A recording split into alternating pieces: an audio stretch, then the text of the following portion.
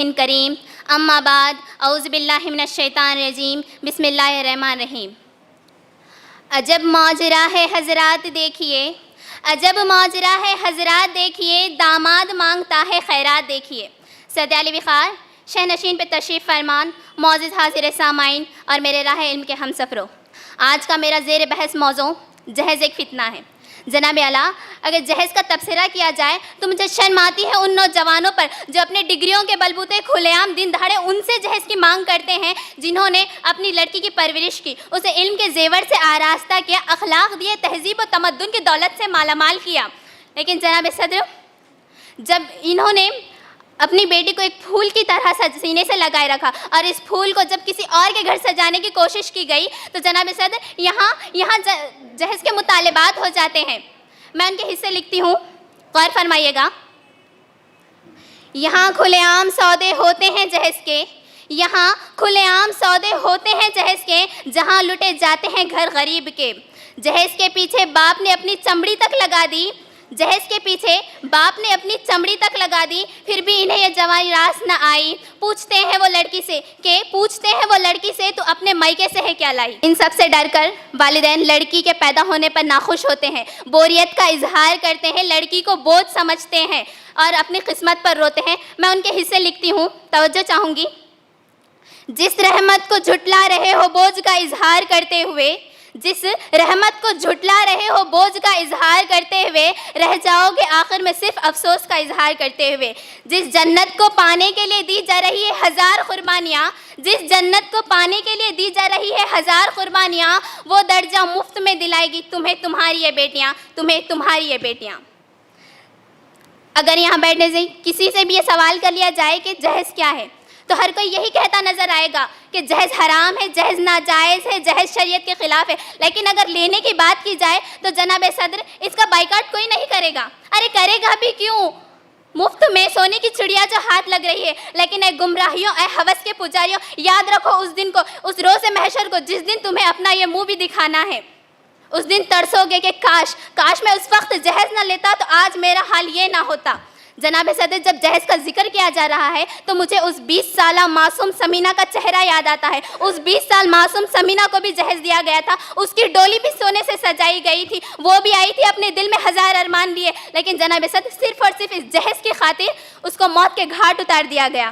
اگر آج ہم اس جہیز کا بائیکاٹ نہ کریں تو نہ جانے آنے والی ایسی کتنی سمینہ ہوگی جو صرف اور صرف اس 2 ٹکے جہیز کی خاطر کھا کے پیوند کر دیے جائے گی۔ غور طلب کی بات تو یہ بھی ہے کہ رشتہ داروں میں درار ڈالنے والا جہیز، دلوں میں براسیاں پیدا کرنے والا جہیز، ارے میاں بیوی کے درمیان جھگڑے لگانے والا جہیز، ارے معصوم بچیوں کو موت کے گھاٹ اتارنے والا ہے یہ جہیز۔ اور اتنی کیسی کتنی مثالیں دوں کہ یہ جہیز نہیں ایک فتنہ ہے، یہ جہیز نہیں ایک فتنہ ہے۔ اب بھی وقت ہے لوگوں، سنبھل جاؤ اس روز محشر سے پہلے، اس دن سے پہلے، اس آخرت سے پہلے اور کوئی عذاب نازل ہونے سے پہلے۔ میں اپنی تقریر کا اختتام چند اشعار سے کرتی ہوں، ملاحظہ فرمائیے گا۔ بہت عزیز تھی لیکن رخ سحر کی ڈگن، بہت عزیز تھی لیکن رخ سحر کی ڈگن، بہت خریدا حسیناؤں کے نور کا دامن، سبک تھی تمنا، دبی تھی تھکن، سنا ہے ہو بھی چکا ہے وصال منزلوں کا، سنا ہے ہو بھی چکا ہے وصال منزلوں کا، بدل چکا ہے ابل درد کا دستور، گرانے شب میں ابھی کمی نہیں آئی، نجات ہے دور دل کی گھڑی نہیں آئی، چلے چلو منزل ابھی نہیں آئی، چلے چلو منزل ابھی نہیں آئی۔ جزاک اللہ خیر۔ ایک شخص جو واقعی خوشی سے دیتا ہے لیکن اس کی وجہ سے معاشرے میں ایک ماڈل قائم ہو جاتا ہے۔ کیا ہو جاتا ہے؟ ایک ماڈل قائم ہو جاتا ہے۔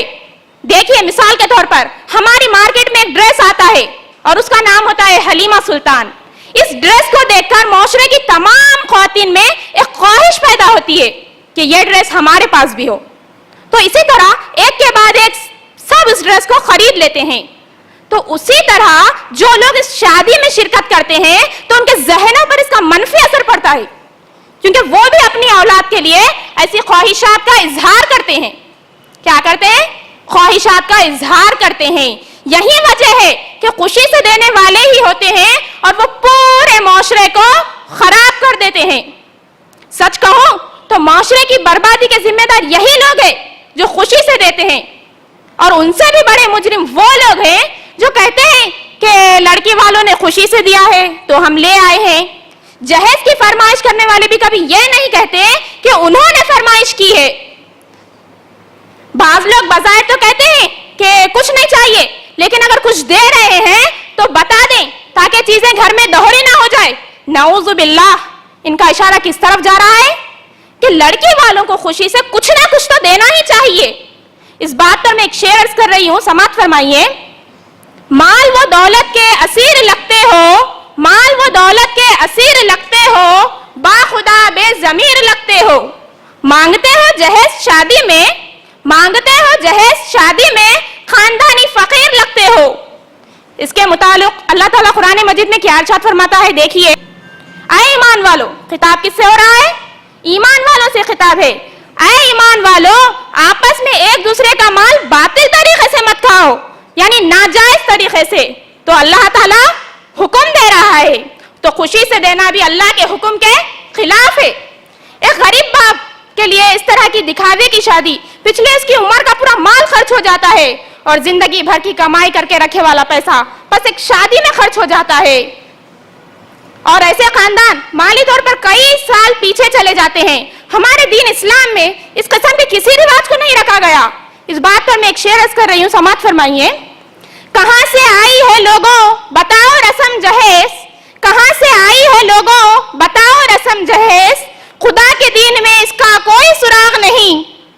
اچھا ہوتا کہ لوگ جہیز کے بجائے ایک اچھی سیرت والی لڑکی کی تلاش کرے جو دین اسلام پر قائم رہے اور اپنے ساتھ اپنے خاندان، اپنے آنے والی نسل کو حکم شرع کے مطابق زندگی گزارنے کا سبق دے. اس کی بائیکاٹ ہم اس طرح سے کر سکتے ہیں کہ جو بھی دکھاوے کی شادیاں ہمارے معاشرے میں ہو رہی ہیں ہم ان میں شرکت نہ کریں. اگر کوئی شخص دعوت نامہ لائے، ہم اس کی معلومات رکھتے ہیں تو تبھی اس سے منع کر دیں کہ ہم شرکت نہیں کریں گے. ہو سکتا ہے ایک دو لوگ منع کرنے سے اس کا خاتمہ نہ ہو، لیکن ہر اچھے کام کی شروعات ایک فرد سے ہی ہوتی ہے. اگر ہر فرد اپنی ذمہ داری سمجھ کر ایسا کریں گے تو انشاءاللہ ایک دن اس قسم کی رسومات کا خاتمہ ضرور ہوگا. آخری میں ایک شعر عرض کر رہی ہوں، سماعت فرمائیے. کوئی تو ایسا رواج لاؤ اے زمانے والو، کوئی تو ایسا رواج لاؤ اے زمانے والو، جس سے بیٹیاں جیت جائیں اور جہیز ہار جائے. نہ جانے کیسا یہ حال ہو چلا ہے، دلوں کو جھوڑنا چھوڑو، پیسوں کا کاروبار ہو چکا ہے. جس نے دے دی اپنی پرورش تجھے، جس نے دے دی اپنی پرورش تجھے، ارے اس باپ سے مانگنا باقی کیا رہ گیا ہے. عہد حاضر کی شادیاں خلافت رسم و رواج کی طرح ہو رہی ہیں، جس میں ناچ گانے، شراب نوشی، لذیذ پکوان جس کو ضائع کیا جا رہا ہے، یہ نقصان ہو رہا ہے. یہ ہماری قوم آج نہیں سوچ رہی ہے کہ آنے والی نسلوں میں ہمیں ان کے لیے بھی کچھ باقی رکھنا چاہیے.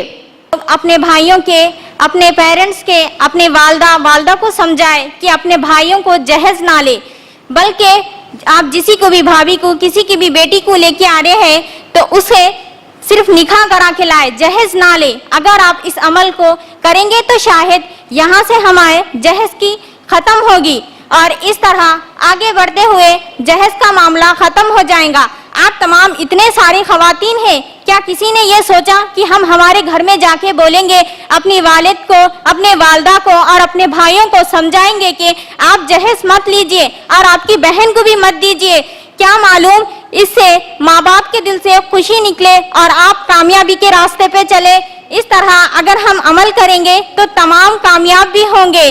کسی نے ہر کوئی یہی بولا کہ جہیز دینا حرام ہے، لینا نہیں چاہیے، یہ نہیں چاہیے، وہ نہیں چاہیے، سبھی یہی بولے. ارے آپ بھی ایک معنی میں سوچئے، آپ کے بھی گھر میں بھائی ہے، بہن ہے، آپ اپنی بہن کو مت دیجئے. اخلاق والے، تہذیب، تمیز، یہ سب چیزیں دیکھ کر دیجئے، نہ کہ مال ڈر. بچہ اچھا رہنا چاہیے، خواہشیں پوری کرنی چاہیے. آج کل لوگ اس کی بھی ڈیمانڈ کرتے ہیں، اچھا ہے تو دیں گے، بڑے گھر کا ہے تو دیں گے، ڈانس والا اچھا ہے، پورے خواہشہ کردہ، اس کو دینے کی سوچتے. کبھی یہ نہیں سوچتے کہ بچہ اخلاق والا چاہیے، نمازی چاہیے، وہ اپنی بیٹی کو سہولت دے. یہ دیکھ کر نہیں دیتے، مڈل کلاس ہے بول کے چھوڑ دیتے.